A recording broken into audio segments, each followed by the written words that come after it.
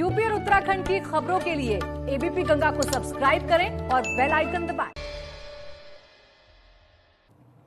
स्वागत है आपका ब्रेक के बाद। पूर्व सीएम हरीश रावत के समय में हर की पैड़ी से डाम कोठी तक आ रही गंगा को स्क्रैप चैनल घोषित करने के फैसले का विरोध जारी है। इसी को लेकर तीर्थ पुरोहित समाज आंदोलन कर रहा है। तीर्थ पुरोहित समाज की मांग है कि इस फैसले को वापस लिया जाना चाहिए। पुरोहित 17 दिनों से धरना दे रहे हैं। तीर्थ पुरोहितों सरकार को जगाने के लिए घंटे घड़ियाल बजाकर ये विरोध कर रहे हैं।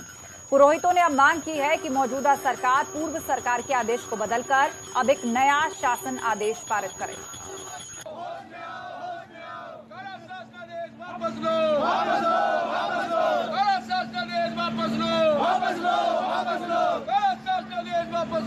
जो धरना यहाँ पे चल रहा है और हमारी सरकार जो सोई हुई है, जो शासनादेश यहाँ पे लागू हुआ था, उस शासनादेश को निरस्त करा के नया शासनादेश गंगा जी का पौराणिक स्वरूप वापस दिलवा जाए, इसके लिए जो है घंटा और घड़ियाल बजा के जो है शासन को चेतन करने का प्रयास किया गया।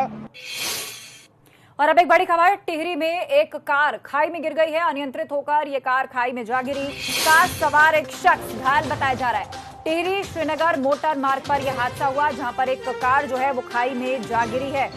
बैलेंस बिगड़ने के कारण अनियंत्रित होकर ये खाई में जा गिरी। कार सवार एक शख्स घायल हो गया। उधर हल्द्वानी के बाजार में घंटियों का व्यापार करने वाले व्यापारियों का कारोबार कोरोना की वजह से ठप पड़ा था, लेकिन अब उन्हें उम्मीद है कि नवरात्र के मौके पर कारोबार फिर से चमकेगा।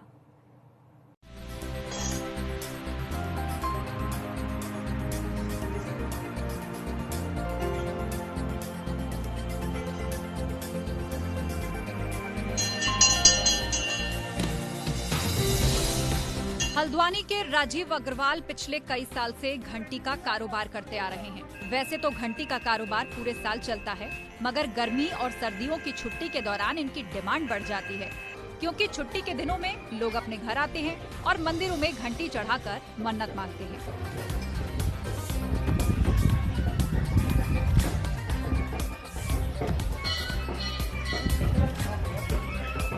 अकेले हल्द्वानी और अल्मोड़ा के बाजार से हर साल घंटी का करीब 2 करोड़ का कारोबार होता है, जबकि पूरे कुमाऊं की अगर बात करें तो ये कारोबार 10 से 12 करोड़ के बीच है, जिससे साबित होता है कि घंटी से आम आदमी का कितना बड़ा रिश्ता है।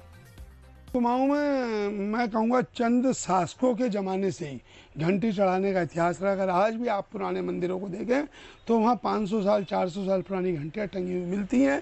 तो कुमाऊं की जनता घंटियों कोई भी मनोकामना पूरी होने पर घंटी चढ़ाती है। घंटियों का अच्छी बिक्री होती है। लॉकडाउन में तो कम रहा, लेकिन अब आने वाला समय नवरात्रि का है, उसमें भारी मात्रा में हमें उम्मीद है घंटियां चढ़ाई जाएगी। आध्यात्मिक नजरिए से देखा जाए तो घंटी की आवाज मन को सुकून पहुंचाती है। साथ ही ये हिंदू धर्म के लोगों के लिए एक आस्था का प्रतीक भी है।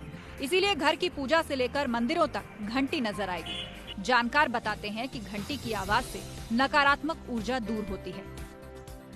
अपने इष्ट देवता को प्रसन्न करने के लिए उनके मंदिर में हमारे नाम की बार बार अर्जी लगती रहे, हमारा नाम आते रहे, उसके लिए जो है घंटी बजाने का मंदिर में नियम है। भगवान को पुकारने के लिए घंटी जो है एक नाद शब्द है, उस नाद को प्रकट करने के लिए घंटी उसका स्वरूप है। घंटी भगवान के मंदिर में चढ़ाने का ये महत्व है कि हमारी ऐसी मनोकामना है, हे प्रभु हमारी इस मनोकामना को पूर्ण करना, मैं आपके मंदिर में सदा प्रकट रहूं एक स्वरूप में, मेरी जो है अर्जी लगी रहे, तो घंटी चढ़ाने का रिवाज है। बाजार में छोटे से लेकर बड़े साइज तक की घंटी मिल जाएगी, जिसकी कीमत 100 रुपए से लेकर लाखों तक है। नवरात्रि नजदीक है, लिहाजा कारोबारियों को उम्मीद है कि कोरोना की वजह से चौपट पड़ा कारोबार फिर से रफ्तार पकड़ेगा। हल्द्वानी से अंकित शाह की रिपोर्ट, एबीपी गंगा।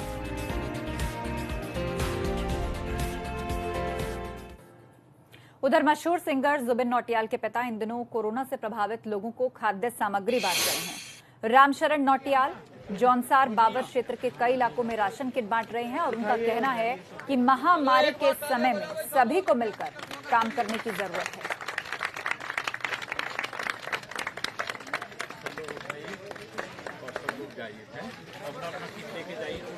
पहले हमने दाराघाट से शुरू किया इसी रोड पे, उसके बाद बंदरोली चिल्लाड़, इसके बाद हम सावड़ा आए, सावड़ा के बाद रोटाखट और रोटाखट के बाद आज ये अंतिम पड़ाव है आज के दिन का हमारा।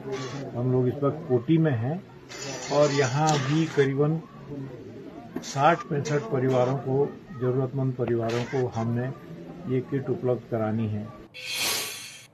ऊधम सिंह नगर में जिला पंचायत उपाध्याय त्रिनाथ विश्वास पर चुनाव में फर्जी मार्कशीट के मामले में अब मुकदमा दर्ज किया गया है। फर्जी प्रमाण पत्र के आधार पर त्रिस्तरीय पंचायत चुनाव में प्रतिभाग कर चुनाव जीतने वाले जिला पंचायत उपाध्यक्ष त्रिनाथ विश्वास के खिलाफ डीएम के आदेश पर थाना पंतनगर में अब मुकदमा दर्ज किया गया है। उधर चमोली में अवैध खनन जोरों पर है, मगर प्रशासन मूक दर्शक बना हुआ है। खनन माफिया मजदूरों समेत घोड़े खच्चरों का भी इस्तेमाल कर रहे हैं। अवैध खनन के वाहन सरेआम मुख्य मार्गों से होकर जिला मुख्यालय पहुंच रहे हैं, लेकिन पुलिस प्रशासन देखकर भी अनजान बना हुआ है। पुलिस और प्रशासन अवैध खनन की बात को मानता तो है, मगर बड़ा सवाल ये कि खनन माफिया के खिलाफ कार्रवाई क्यों नहीं हो रही। तहसील की टीम्स हैं और माइनिंग की टीम्स हैं, ये लगातार अवैध खनन पर कार्रवाइयां भी कर रही हैं और कई सारे हम लोगों ने जुर्माने भी अधिरोपित किए अवैध खनन पे भी लेकर और अवैध परिवहन को भी लेकर, और उनकी लगातार वसूली की जा रही है। कई सारे ऐसी वसूलियां की गई हैं, कुछ अपील में लंबित हैं और कुछ की वसूलियां ऑलरेडी हमारे द्वारा यहाँ पे जमा भी की जा चुकी हैं राजकोष में। तो लगातार हमारे तहसील प्रशासन की टीम इस पे कार्रवाई। कृषि बिल को लेकर कांग्रेस और भाजपा नेता आमने सामने हैं। कांग्रेस का आरोप है कि इस बिल के जरिए केंद्र सरकार किसानों को गुलाम बनाना चाहती है, तो भाजपा विधायक को किसानों के लिए इसके फायदे बताए जा रहे हैं। किसान विरोधी बिल को उन्होंने संसद में पास कराया, उस पर कांग्रेस पार्टी किसान के साथ जो नाइंसाफी हो रही है पूरे देश में आंदोलन चलाने का काम कर रही है। ये देश के अन्नदाता के पेट पर लात मारने का काम जैसा है। अन्नदाता को उसका न्यूनतम समर्थन मूल्य जो है उसको छीनने का काम भारतीय जनता पार्टी कर रही है और कॉन्ट्रैक्ट फार्मिंग के माध्यम से पूंजीपतियों को का गुलाम बनाने का काम किसान को कर रही है। अगर आपको ध्यान होगा, कांग्रेस के घोषणा पत्र में इस बिल का उल्लेख था और जब भारतीय जनता पार्टी ने इसको लागू कर दिया, उसी बिल पर लोगों को भ्रमित कर रही है, भड़का रही है, तो क्या आज किसान को उसके फसल की, उसकी उपज की सही कीमत नहीं मिलती। केदारनाथ धाम में एक बार फिर से तीर्थयात्रियों की भीड़ उमड़ने लगी है। इस बीच शिकायत मिलने के बाद डीएम केदारनाथ में निरीक्षण करने के लिए पहुंची और इस दौरान डीएम ने यात्रा की व्यवस्थाओं का जायजा लिया और पुनर्निर्माण कार्यों का निरीक्षण किया। डीएम ने देवस्थानम बोर्ड और तीर्थ पुरोहितों से बात करने के बाद सभा मंडप से मंदिर के दर्शन करने की इजाजत दे दी। हालांकि अभी मंदिर के गर्भगृह में जाने पर पाबंदी है।